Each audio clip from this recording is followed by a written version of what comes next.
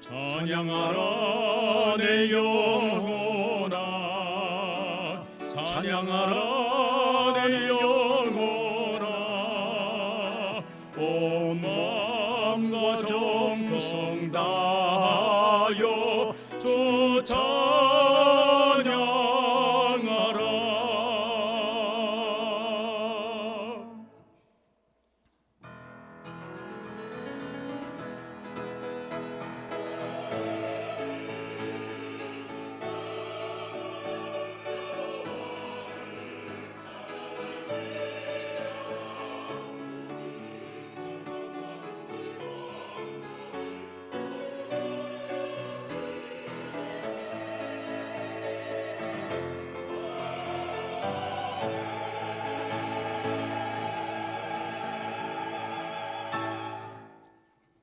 항상 부족하고 모든 일에 허물과 부족함뿐인 저희들을 늘 너그럽게 대우하여 인도해 주시는 것을 감사를 드립니다.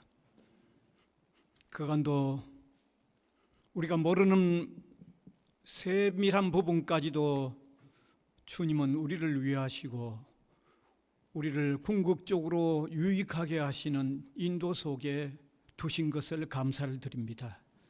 오늘도 우리 하나님께 예배를 올려드린 우리 심령들 한 사람 한 사람이 신령과 진리로 예배하는 복되고 소중한 시간 되도록 인도하여 주시옵소서. 예수 그리스도의 이름으로 기원하옵나이다. 아멘.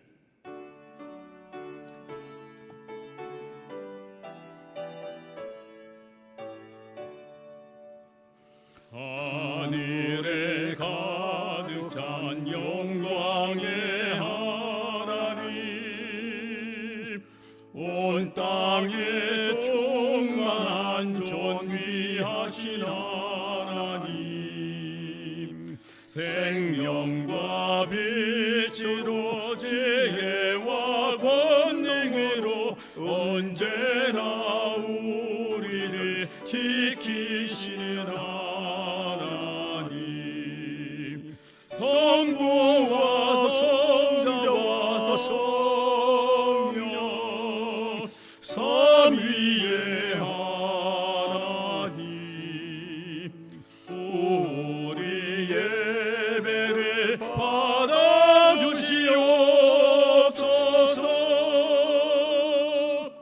사랑이 넘치는 자비하신 하나님,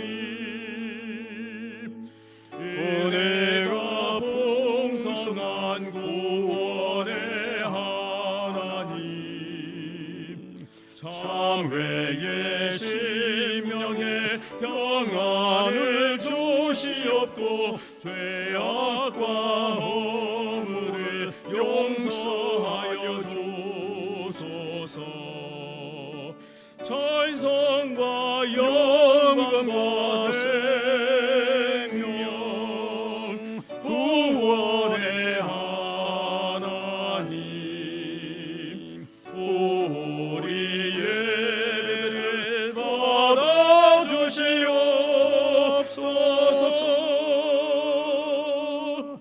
연약한 심령에 굳게 세워주시고 우둔한 마음을 지혜롭게 하시고 주의 뜻밭대로 참되게 살아가며 주 말씀 따라서 용감하게 하소서. 권능과 지혜와 사랑 은혜의 하나님, 우리 예배를 받아주시옵소서. 주 앞에 나올 때 우리 마음 기쁘고 그 말씀 임대여 새 희망이 솟 고난도 슬픔도 이기게 하시옵고 영원에 잇대어 살아가게 하소서. 우리의 사랑과 기쁨 생명의 하나님, 우리 예배를 받아주시옵소서.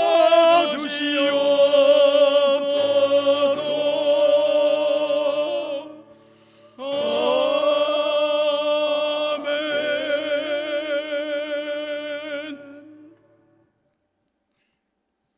전능하사 천지를 만드신 하나님 아버지를 내가 믿사오며 그 외아들 우리 주 예수 그리스도를 믿사오니 이는 성령으로 잉태하사 동정녀 마리아에게 나시고 본디오 빌라도에게 고난을 받으사 십자가에 못 박혀 죽으시고 장사한 지 사흘 만에 죽은 자 가운데서 다시 살아나시며 하늘에 오르사 전능하신 하나님 우편에 앉아 계시다가 저리로서 산 자와 죽은 자를 심판하러 오시리라.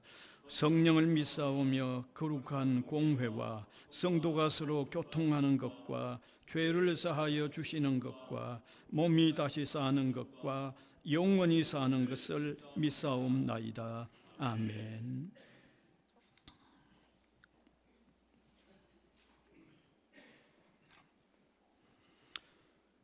너희는 눈을 높이 들어 누가 이 모든 것을 창조하였나 보라. 그들의 모든 이름을 부르시나니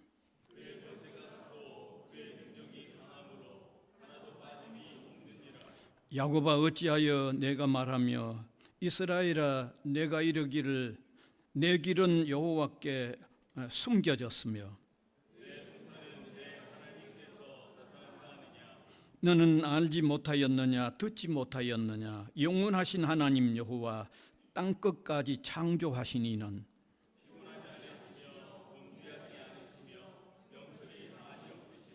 피곤한 자에게는 능력을 주시며 무능한 자에게는 힘을 더하시나니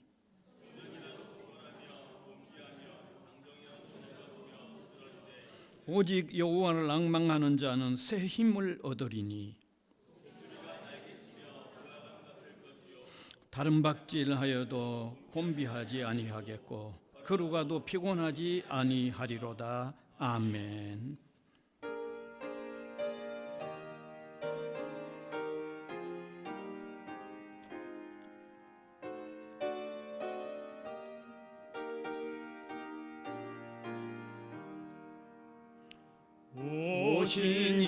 신실하신 주 내 아버지여 늘 함께 계시니 두려움 없네. 그 사랑 변장코 날 지키시며 어제나 오늘이 한결같네. 오 신실하신 주, 오 신실하신 주, 날마다 자비를 베푸시며 일어날 모든 것 내려주시니 오 신실하신 주 나의 구주. 봄철과 또 여름 가을과 겨울 해와 달 별들도 다 주의 것 만물의 저 영광 드러내도다. 신실한 주 사랑 나타내네. 오 신실하신 주, 오 신실하신 주, 날마다 자비를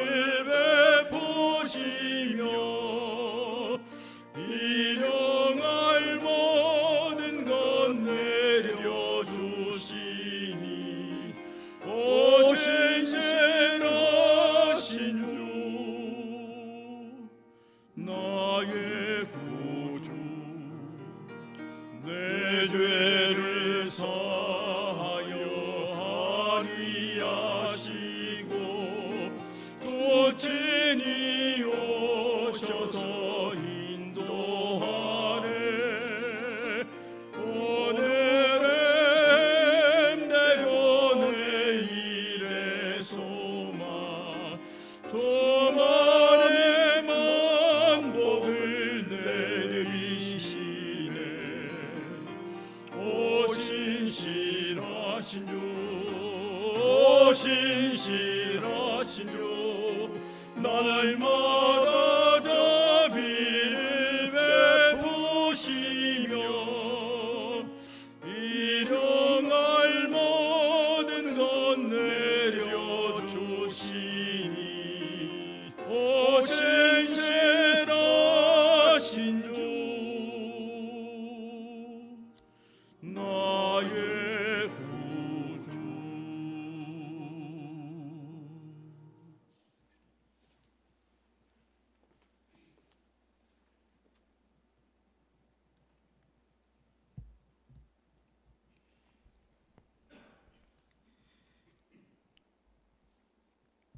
저희가 세상에 태어나면서 오늘 이 순간까지 항상 동행해 주시고 인생의 마지막 순간과 세상 끝날까지 항상 함께 하시겠다고 언약하신 여호와 하나님, 지난 한 주간의 죄스럽고 숭고한 모습에도 불구하고 오늘 이 아침에도 어김없이 여호와 하나님의 끝없는 자비하심에 의지하여 믿음의 제단을 쌓고 나아가오니 저희의 예배를 기뻐 받아 주시옵소서.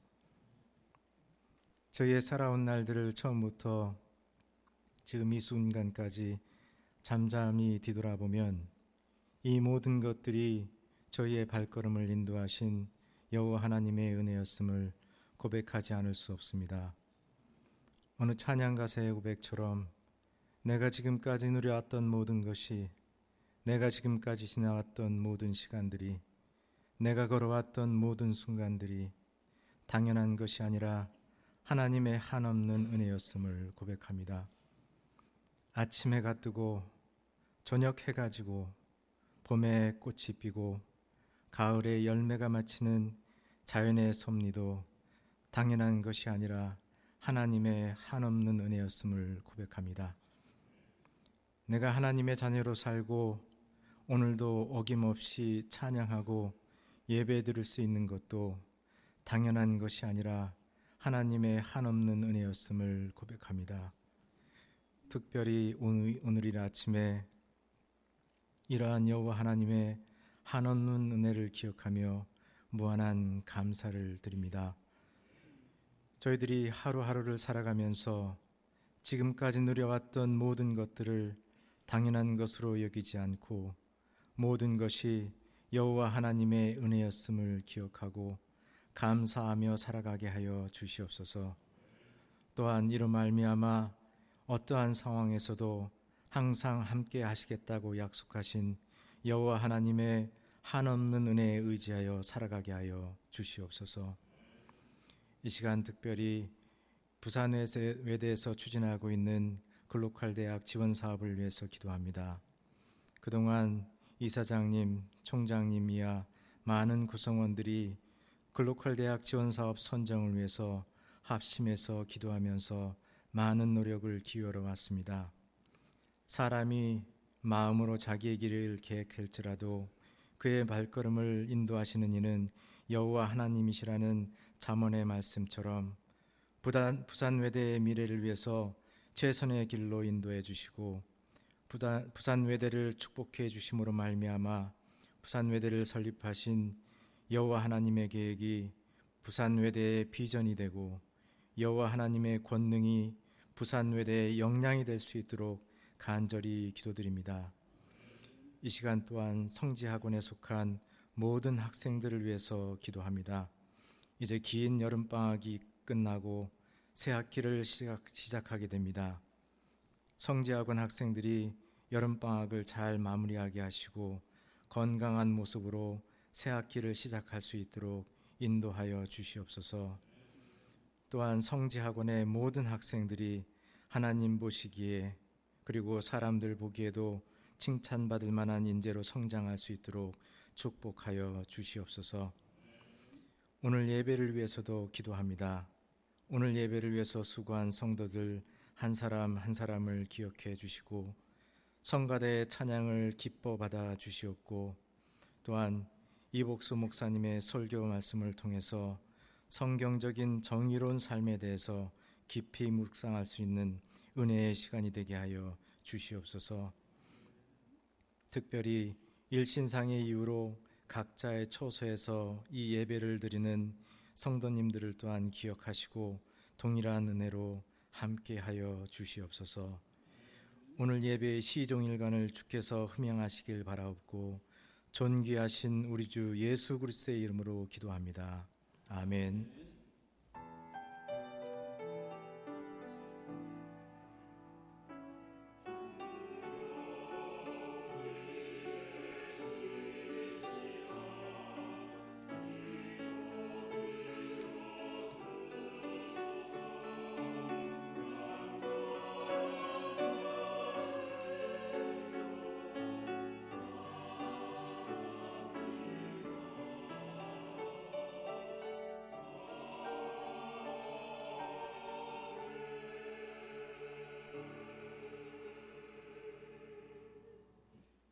하나님 말씀은 구약성경 예레미야 22장 1절에서 3절입니다.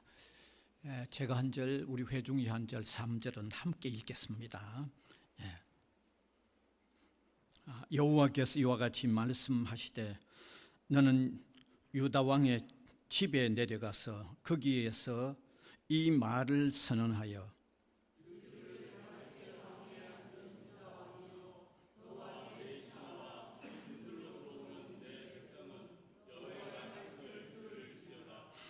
여호와께서 이와 같이 말씀하시되 너희가 정의와 공의를 행하여 탈취당한 자를 압박하는 자의 손에서 건지고 이방인과 고아와 과부를 압제하거나 학대하지 말며 이곳에서 무죄한 피를 흘리지 말라. 아멘.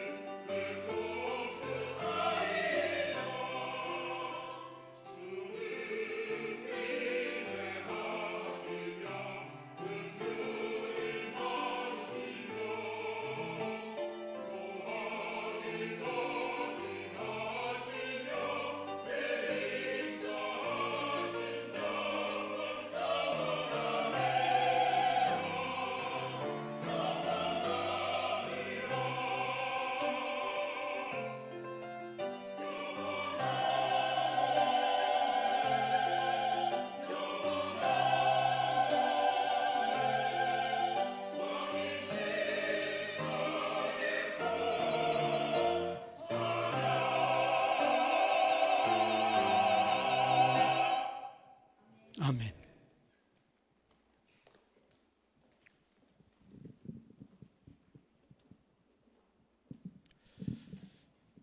예, 금년 2025년은 우리가 일본의 압제로부터 해방이 된 지 꼭 80년의 해입니다. 나라가 빼앗겨 자유가 없었던 이 상황에서 해방이 이루어졌습니다. 자, 이런 해방은 결국 역사를 주관하시는 하나님의 은혜에 의하여 이루어진 일이기 때문에 해방부 관련해서 우리가 생각할 때이면 항상 하나님께 감사와 영광을 돌리는 마음, 이 마음을 가져야 할 줄 압니다. 동시에 그 당시의 성도들 압제를 받는 가운데서도 정말 신앙을 바르게 지키기 위하여 기도했던 그 신앙인들의 모습,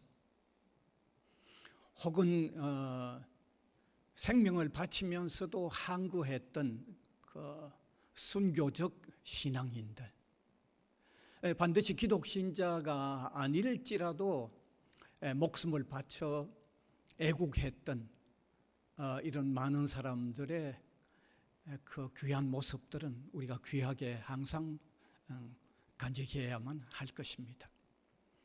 자, 그렇게 우리가 해방을 받았는데 불과 5년 지난 1950년이죠. 예.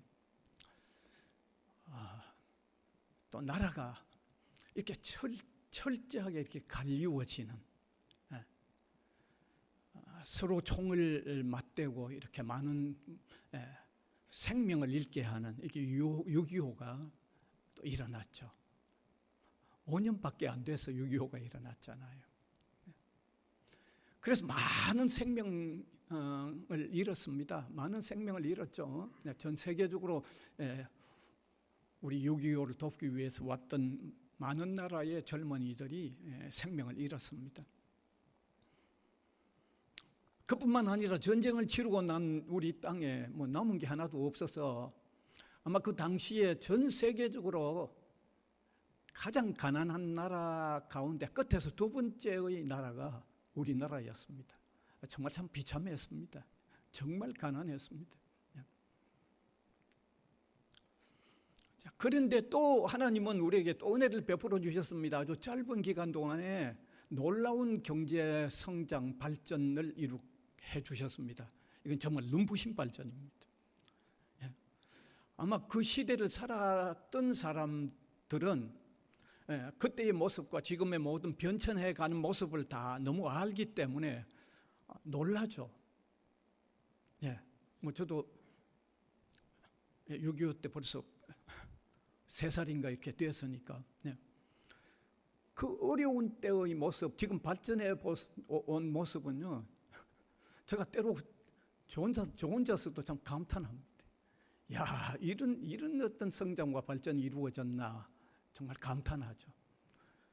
온 세계 사람들이 한국의 이거 짧은 기간의 이 성장은 온 세계 사람들이 놀라고 있고 이걸 본받으려고 하고 있는 게 오늘 모습입니다, 사실. 자, 그런데 오늘 현실에 우리 사람들의 사는 모습을 보면서 이거 정말 고치지 않으면 안 되겠다고 하는 그런 강력한 마음이 하나 드는 게 뭐냐면 정의를 실현하는 삶의 모습이 너무너무 부족해 간다는 거죠. 사실 어느 나라고 어떤 단체고 간에 정의를 실현해 가는 삶이 없다고 하면 그거는 곧 암울한 사회나 암울한 국가가 될 수밖에 없습니다. 그건 뭐 너무 분명하죠. 정의 실현이 제대로 안 되는 사회나 국가는 이건 암울할 수밖에 없습니다. 너무 분명합니다. 너무 분명합니다. 예. 그래서 오늘 우리는 이 8.15 해방의 계절에 우리 교회와 성도들이 좀 정의로운 삶에 대한 관심을 한번 불러일으켜야 된다. 적어도 이건 교회가 먼저 좀 우리 성도들이 좀 앞장서서 이 관심은 한번 불러일으켜야 된다 하는 생각을 금할 수가 없습니다. 사실 정의로운 삶이 필요하다, 사회가 필요하다는 걸 제가 조금 근년에 아주 깊이 느꼈던 거는 2014년 우리 학교가 이곳에 캠퍼스를 완전히 새로 옮기고 신입생을 받아서 2월에 OT를 하는 그 마우나 사건의 때에 제가 아주 깊이 느꼈어요. 아주 심각하게 느꼈어요. 야, 정의로운 사회가 필요하다는 걸 너무너무 느꼈어요. 제가 사실 그 사고가 나자 그날 저녁에 그 현장에 있었고 현장을 보았는데 그 무너져 버린 그 모습을 보니까요, 여기저기 뭡니까 그 이중으로 된 스티로폼 판넬하고 그다음에 H빔이 무너져 있는 그런 모습들을 보면서 느낀 게, 야, 이렇게 큰 건물을 이렇게 부실하게 보이는 이런 자재 가지고 이렇게 세워도 되는가 하는 걸 너무너무 깊이 느꼈어요. 막 부실하기 시작이 없는 모습을 그대로 보이더라고요. 그 다음에 더 놀랐던 것은 사실 그 행사를 하기 전에 그 체육관에 그 보강공사를 위해서 왔던 뭡니까 이렇게 건축 손보는 사람들이 미리 얘기했다고 그러잖아요. 이 건물은 정말 위험하다고 그런 얘기를 했다고 해요. 그 당시에 제가 들었던 얘기니까요. 예.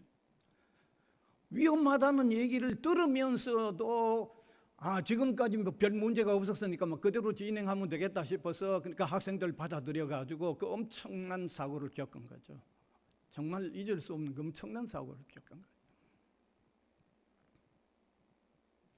그러면서 제가 생각한 게, 왜 그렇게 큰 건물을 그렇게 부실하게 지었는가? 정의로운 생각의 부족 때문이죠. 예. 가능하면 건축비 좀 덜 들이고 건축을 하면 이익이 있다고 생각하고 그렇게 건축을 했다고 그러면 이건 정의감의 부족이죠. 정의로운 생각의 부족이죠. 그때 제가 이 사회가 정의로운 삶이 정말 중요하구나 하는 것을 정말 참 한동안 조금 깊이 느꼈어요. 그래서 그 즈음에 한 수요일 어떤 설교에도 공평과 정의 실현에 대한 하나님의 관심이라고 하는 수요 예배 설교도 제가 한 적이 있습니다. 그때 그런 생각을 많이 하다가 한번 그런 메시지도 한번 전한 적이 있습니다. 여러분, 우리나라에서 수많은 이 건물들이 무너지면서 많은 생명들을 잃게 되는 이 모든 것들이요 다 부실하게, 왜 부실하게 지었어요? 이익 보려고 한 거죠. 그러면 정의로운 생각이 없이 해놓은 일 때문에 이런 일이 일어나는 거죠. 따라서 우리 국가와 사회에 정의로운 삶에 대한 생각이 이게 제대로 뿌리내지 못한다고 하면 이거는 암울할 수밖에 없는 겁니다. 오늘의 모습이 뭐 얼마나 좀 잘 나가는 듯해 보여도 상관이 없습니다. 정의로운 어떤 이 기반이 이게 무너져 버리면 그 사회는 오래 가지 못합니다. 그건요. 그 사회 속에서 하는 사람은 불행한 거예요. 그래서 정의로운 관심을 이 해방의 계절을 우리가 한번 다시 가져보는 게 대단히 중요할 건데, 결국 이 일은 누가 앞장서야 되느냐? 말할 필요가 없죠. 교회와 성도가 이 일에 앞장서야지 뭐 그 일을 누구한테 기대하겠어요? 기대하는 사람이 없어요. 뭐 정치가들 뭐 하는 모습을 보면서 그들 뭐 기대할 수 있겠어요? 누가 할 수 있겠어요? 누가? 이 일은 교회와 성도가 앞장설 수밖에 없는 거예요. 교회와 성도가 이 일을 앞장서야 되는 거예요. 여러 가지 이유가 있죠. 교회와 성도가 앞장서야 될 여러 가지 이유가 있는데, 첫 번째는 우리가 섬기는 하나님이 공의로우신 분이고 정의로우신 분이죠. 그래서 하나님께서 말씀하신 말씀이 있잖아요. 베드로전서 1장 16절 한번 띄워주시면, 같이 읽읍시다. 기록되었으되 내가 거룩하니 너희도 거룩할지어다 하셨느니라. 하나님이 내가 거룩하다. 하나님의 백성이 너희도 거룩해라. 여기 거룩하다고 하는 의미는 뭐 구별되다라는 의미인데, 그 의미 속에는 하나님 공평하시고 정의롭단 말이죠. 하나님이 공평하시고 정의롭다고 하시면서 하나님의 백성인 우리를 향해서 너희도 거룩하라는 말은 당연히 정의로운 삶을 사는 백성이 되라는 거죠. 신앙인이 되라는 거죠. 그러면 우리가 앞장설 수밖에 없잖아요. 우리가 앞장설 수밖에 없죠. 다 세상에 누구를 기대하겠어요. 그 다음에 두 번째 우리가 앞장설 수밖에 없는 것은 예수님께서 땅 위에 오셨을 때 정의로운 삶에 대한 가르침을 하셨잖아요. 가르쳐 주셨잖아요. 주님은 십자가에서 자신을 희생하는 엄청난 사랑을 베푸셨는데, 주님의 그 사랑은 무슨 공의나 어떤 정의까지 다 부정하는 그런 희생이 아니죠. 엄청난 사랑을 우리에게 베푸시면서도 동시에 그 사랑 안에서 이루어져야 할 정의로움을, 주님을 영접하는 사람들에게 주님이 모습을 보여주셨고 모범적인 모습을 보여주셨을 뿐만 아니라 그런 정의로운 삶을 살도록 가르쳐 주셨잖아요. 이게 주님을 영접한 우리 성도라고 하면 우리가 마땅히 앞장서야죠. 앞장설 수밖에 없잖아요. 우리가. 또 다른 하나의 이유는 특별히 우리 개신교회는 어떤 면에서 정의로운 정신에서 시작되었다고 볼 수 있는 거죠. 개신교회의 시작은 정의로운 정신이에요. 우리 개신교회를 프로테스탄트라고 하는데 항의하는 사람이란 그 말이죠. 왜 이런 명칭이 붙여졌어요? 당시에 로만 가톨릭 교회가 하나님의 말씀을 엉터리 없이 가르쳤기 때문이죠. 우리 사람은 오직 믿음으로만 받는 구원에, 이건 뭐 기독교 진리에서 가장 중요한 문제인데 가장 중요한 문제를 왜곡시킨 거죠. 오직 믿음으로만 받는 구원에 다른 걸 그냥 다 포함시킨 거잖아요. 로마의 베드로 대성당을 지으면서 자금이 부족하니까 그 자금을 얻기 위해서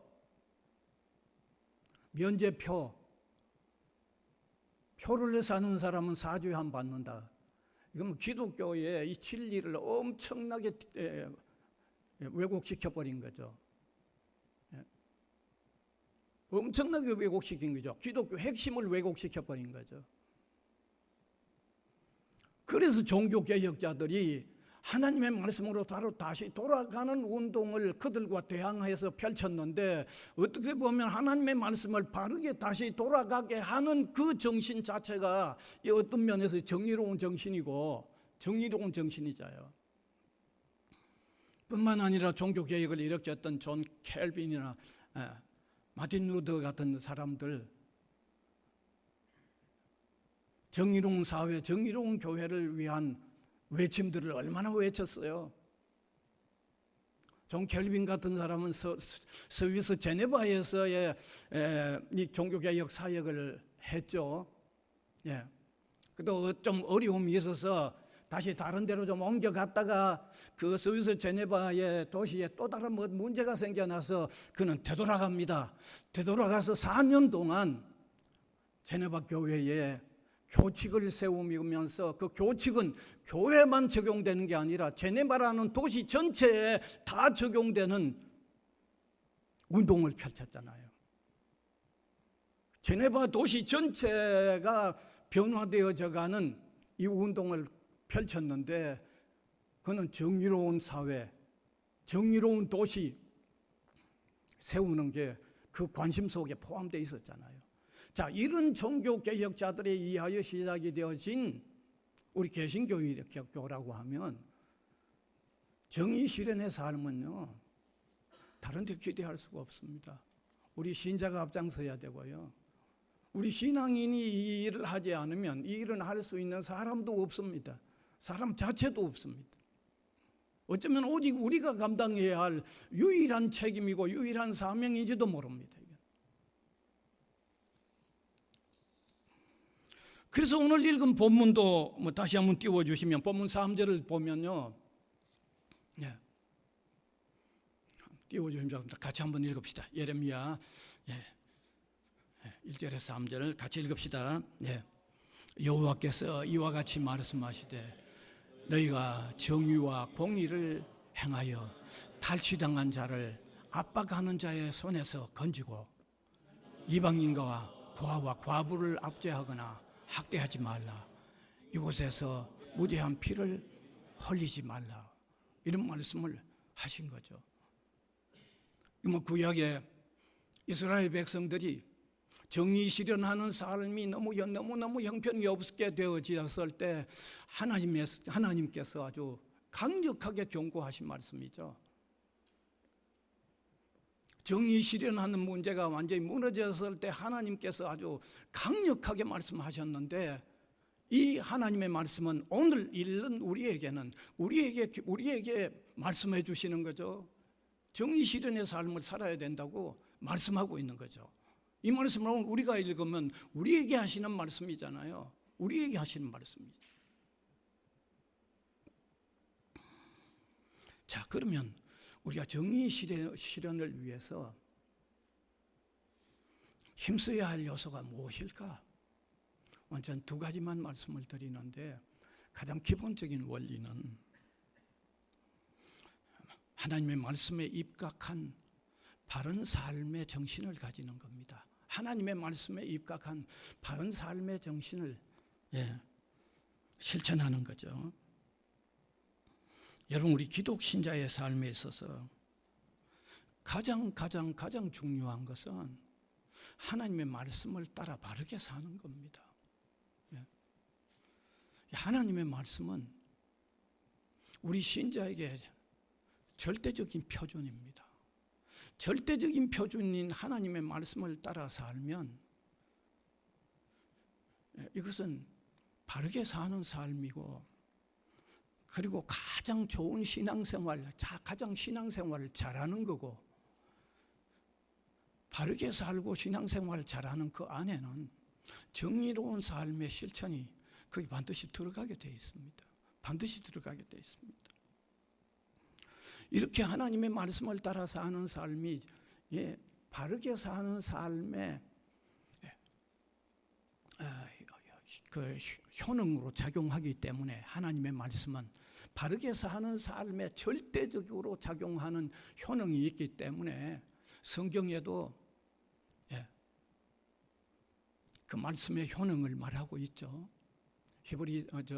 그 시편 119편 104절 105절 같이 읽읍시다. 시작. 주의 법도들로 말미암아 내가 명철하게 되었으므로 모든 거짓 행위를 미워하나이다. 주의 말씀은 내 발의 등이요 내 길의 빛이니이다.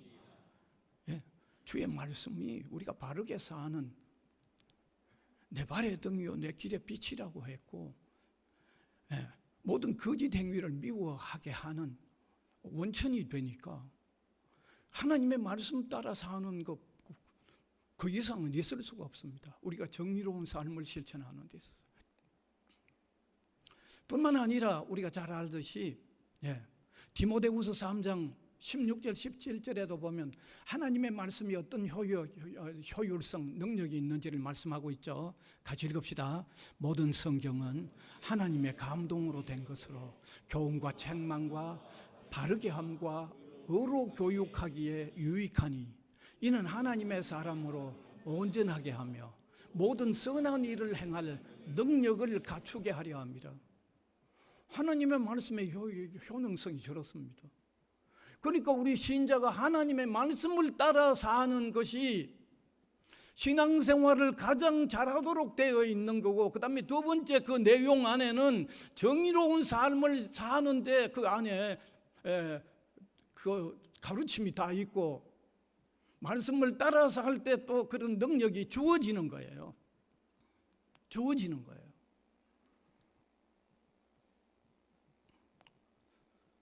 그런데 참 안타까운 것은 오늘을 사는 우리 성도들이 하나님의 말씀을 따라 사는 이런 모습들이 참 퇴화되고 있다는 거에 안타까운 일이죠. 절대적인 말씀으로 우리가 따라 살아야 하는데 이런 관심들이 낮아지니까 기독교의 사회적 신인도가 바닥을 치는 거죠. 여러분, 기독교의 사회적인 신인도가 바닥을 치는 이유가 뭐겠어요? 핵심적인 이유가 뭐겠어요? 하나님의 말씀 따라 살려고 하지 않으니까 오는 문제 아니에요. 그 원인이 어디 있겠어요? 원인이 어디에 있겠어요?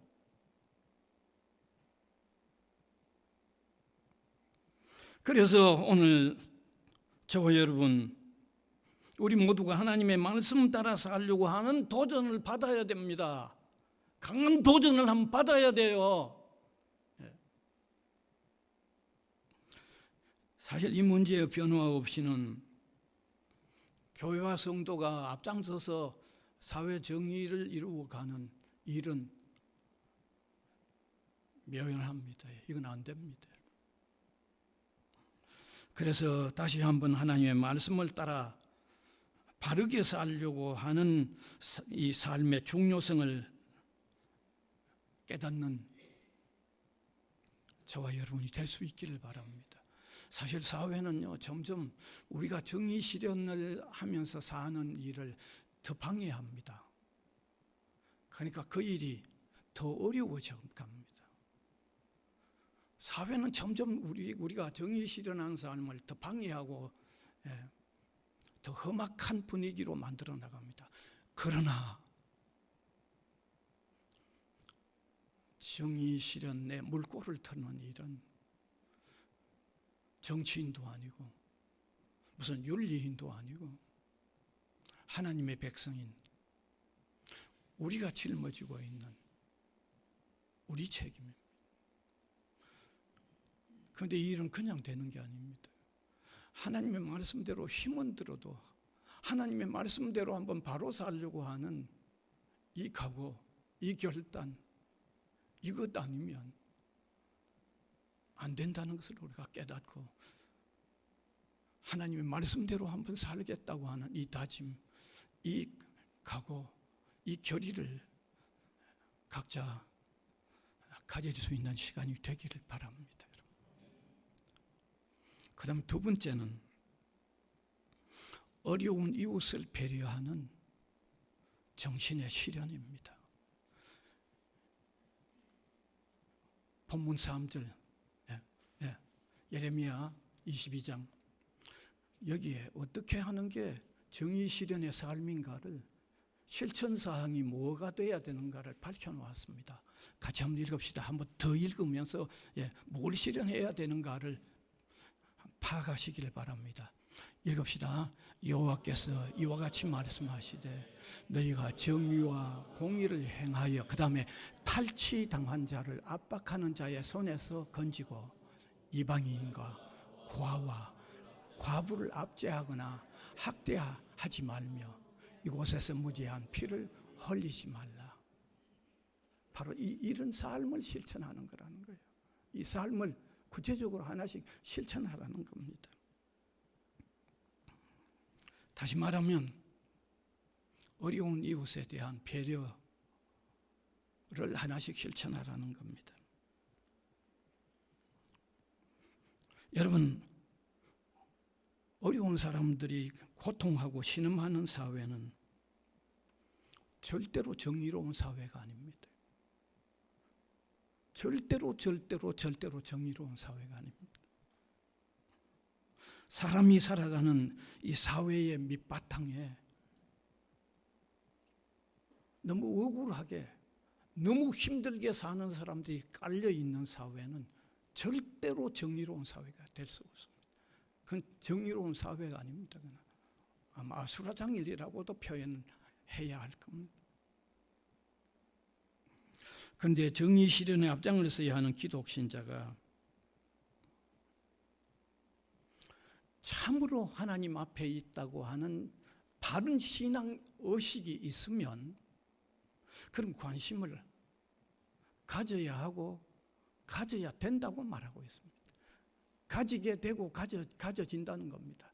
하나님 앞에 있는 신실한 신앙 의식이 있으면. 이것은 성경이 말하고 있기 때문입니다. 야고보서 2장 15절에서 17절에 차근히 같이 읽으면 좋겠습니다. 만일 형제나 자매가 헐벗고 일용할 양식이 없는데 너희 중에 누구든지 그들에게 평안히 가라, 덥게 하라, 배부르게 하라 말하고 그 몸에 쓸 것을 주지 아니하면 무슨 유익이 있으리요? 이와 같이 행함이 없는 믿음은 그 자체가 죽은 것이라고. 참 두려운 말씀입니다.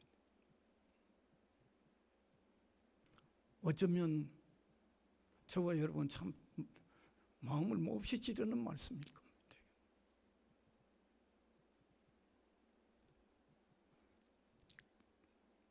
여러분, 바른 기독교 신앙은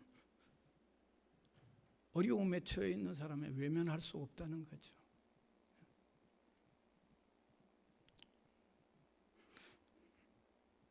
어쩌면 이게 기독교 신앙이 다른 종교의 신앙하고 차이점이 있기도 하죠. 뭐 차이점이 한두 가지는 아니겠지만 아주 중요한 차이점 중에 하나죠. 다른 종교는요,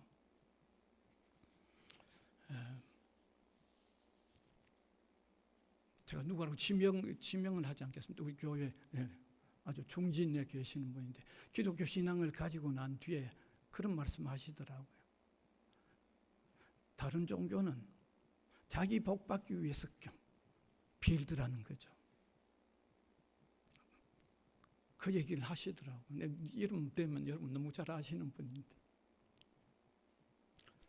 비로도 자기 애군 해결하려고 비는 거예요.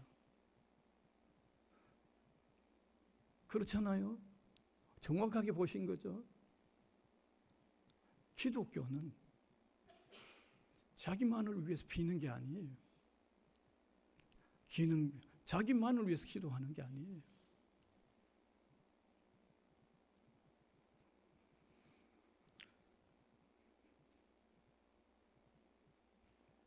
하나님께서 하나님의 백성들이 살아야 할 어떤 표준, 이런 계명도 그 내용이 위로 하나님 사랑, 아래 이웃 사랑으로 되어 있잖아요. 그 계명을 예수님이 요약해서 말씀하시고 있는 부분이 마태복음 22장 37절에서 40절인데 거기 보면 뭐라고 되어 있는지 같이 한번 읽읍시다. 시작. 예수께서 이르시되 내 마음을 다하고 목숨을 다하고 뜻을 다하여 주 너의 하나님을 사랑하라 하셨으니 이것이 크고 첫째 되는 계명이요 둘째도 이와 같으니 내 이웃을 내 자신같이 사랑하라 하셨으니 이 두 계명이 온 율법과 선지자의 강령이다. 온 율법과 선지자들이 얘기하고 있는 그 율법의 핵심이 이 두 가지라고 이렇게 설명하고 있죠. 그래서 기독교는 어려운 이웃과 사람을 배려하는 관심이 참 중요하다고 알아야 하겠습니다. 그래서 이 사회를 정의롭게 해나가는 기독신자가 힘써야 할 두 번째 요소가 힘겨운 이웃들을 이렇게 배려하는 이 일을 실천하는 일이라고 예레미야 22장 1절에서 3절이 말씀하고 있습니다. 제가 얘기하는 게 아니잖아요. 성경이 말씀하고 있죠. 그래서 우리는 이런 이 말씀을 바탕으로 해가지고 조금 어려운 사람들을 보는 눈이 조금 달라져야 될 것 같고, 우리 사회에 어려운 사람들이 많다고 하면 그 책임감에 대해서도 우리 신자가 조금 다르게 느끼는 이런 마음들을 가져야 한다고 생각합니다. 사회는 점점 이 마음은 더 메말라갈지라도 우리는 역으로 이 마음을 더 넓혀 나가야 한다고 하는 이런 우리 삶의 정의 실현의 삶의 방향을 바로 열어나갈 수 있는 저와 여러분이 될 수 있기를 바랍니다. 네. 그래서 우리는 기본적으로 복음 전파의 소중한 책임을 감당하면서 동시에 하나님의 말씀을 바르게 순종하고 또 어려운 사람들에 대한 배려를 실행해 감으로 통하여 기독 신자가 정의 실현을 해나가는 앞장을 서야 하는, 선봉에 서야 하는 사람들로서 발걸음을 좀 더 새로운 관심 가지고 한 걸음씩 옮겨 나가는 저와 여러분이 될 수 있기를 바랍니다. 은혜의 주님 감사를 드립니다. 이 시간도 해방을 받았던 하나님의 은혜를 입은 우리나라입니다. 또 6.25의 그 비참한 가운데서도 다시 일으켜 세움을 받도록 해주셨던 것도 주님의 은혜입니다. 이런 우리나라가 세계 속에서의 바른 역할은 우리 기독 신자가 정의를 실현해 나가는 일에 앞장을 설 때 이 일을 더 효과적으로 감당할 줄 믿습니다.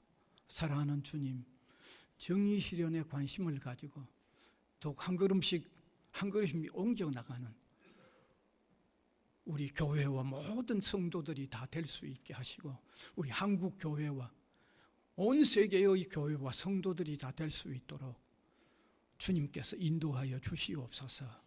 감사를 드리옵고 예수 그리스도의 이름으로 기도하옵나이다. 아멘.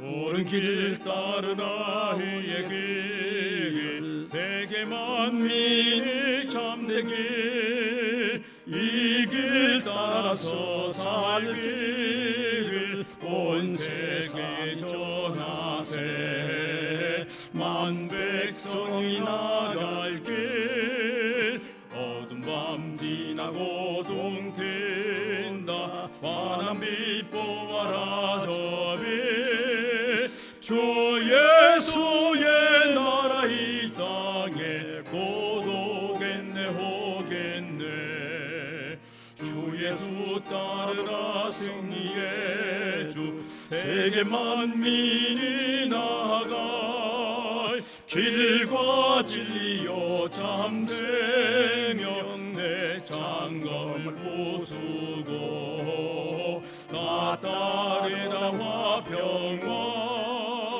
어두운 밤 지나고 동트인다 환한 빛 보아라 저빛 주 예수의 나라 이 땅에 곧 오겠네 오겠네 놀라운 이 소식 알리어라 세계 만민을 구하려 내 주 예수를 보내신 참 사랑의 하나님 만 백성이 따를 길 어두운 밤 지나고 동트인다 환한 빛 보아라 저빛 주 예수의 나라 이 땅에 곧 오겠네 오겠네 놀란 길 헤치고 찾아온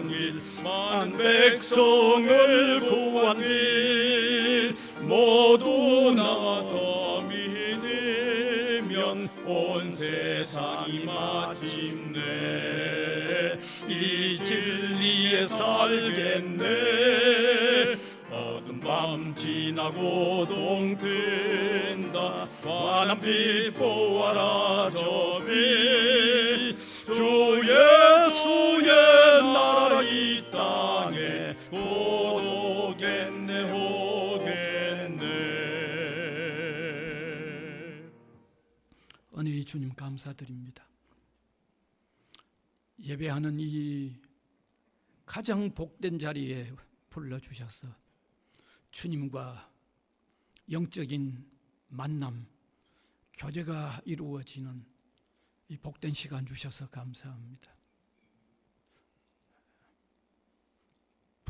비록 부족한 종이 전했지만 말씀을 따라 전해진 내용이라면 주님으로부터 받는 마음으로 순종하며 나아가는 저와 우리 한 사람 한 사람이 되게 해 주시기를 원하옵고 바랍니다. 사랑하는 주님, 세상이 줄 수 없는 하늘에 하나님이 마련해 주신 이 은혜의 보고에 참여하게 해 주신 것 감사해서 올려드리는 예물들까지도 주님께 영광이 되게 하여 주시고 주님 나라 확장에 이바지 되도록 은혜를 베풀어 주시며 성도들의 손길을 붙잡으시고 이 어려운 때를 믿음의 능력으로 이겨나갈 수 있도록 도와주시기를 원하옵고 바랍니다. 땅 위에 사는 우리 성도인은 역시 사람인지라 시험, 질고 여러 고통에 놓여 있을 수가 있습니다. 우리 회중 가운데도 주님의 또 회복시켜 주셔야 할 영육간에 회복시켜 주셔야 할 대상들이 있사오니 이 시간에 친히 안수하사 강건케 회복하여 주시기를 간절히 바라옵고 원합니다.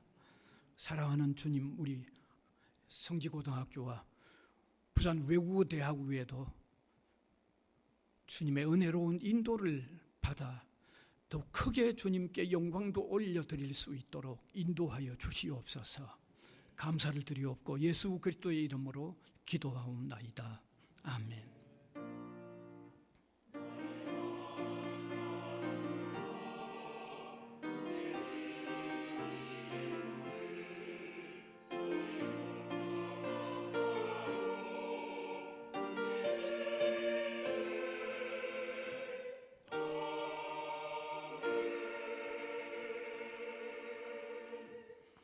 광고 시간입니다. 오늘 점심 식사 후 오후 1시에 1층에서 선교 원례회 모임입니다. 부지런히 또 계획 세우시고 또 열심히 하셔야 되겠죠. 필요한 재정은 또 교회에서 받으시고 그래서 열심히 좀 하시면 좋겠습니다. 그다음 마지막 주일에 성례식이 있는데 31일 주일입니다. 세례 받으실 분은 빨리 김성수 집사님에게 신청하시면 됩니다. 그다음 다음 주일은 그 선교 영화 시청이 예정돼 있는데 지금 어떤 필름을 찾을까 지금 좀 찾고 있습니다. 점심 식사 식권 가지고 기숙사 식당 이용하시면 되고, 그다음에 8번째 보면 부산 국제 성경 암송 대회가 금년 11월 1일 오후 1시 포도원 교회에서 유치부장에서 그 각 부서 유초등부, 중등부, 고등부, 대학부, 작년부까지 이렇게 대회가 있는데 또 준비하실 분은 또 준비하시면 좋겠죠. 그다음에 헌금 상황 보여주시면 되겠습니다. 일어나셔서 635장 찬송.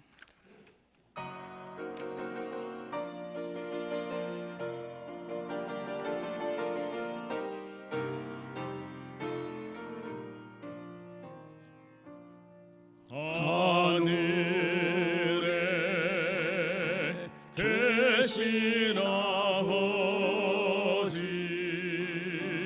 이름 거룩하사 주님 나라 임하시고 뜻이 이루어지다.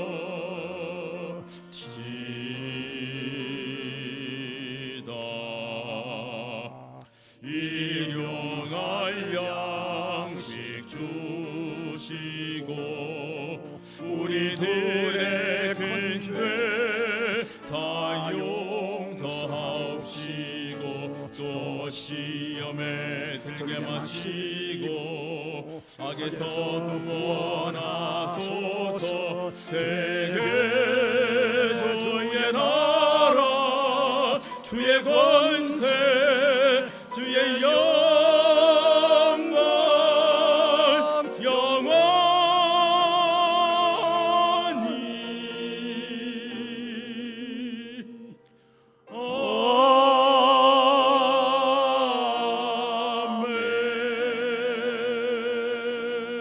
아멘. 우리 구주 예수 그리스도의 은혜와 하나님 아버지의 무한하신 사랑하심과 성령님의 감화, 감동, 교통하심이 예배로 영광을 올려드리는 주님의 백성들 각 사람 위에와 복음을 위하여 세워진 이 기관 위에 항상 함께 있을지어다. 아멘.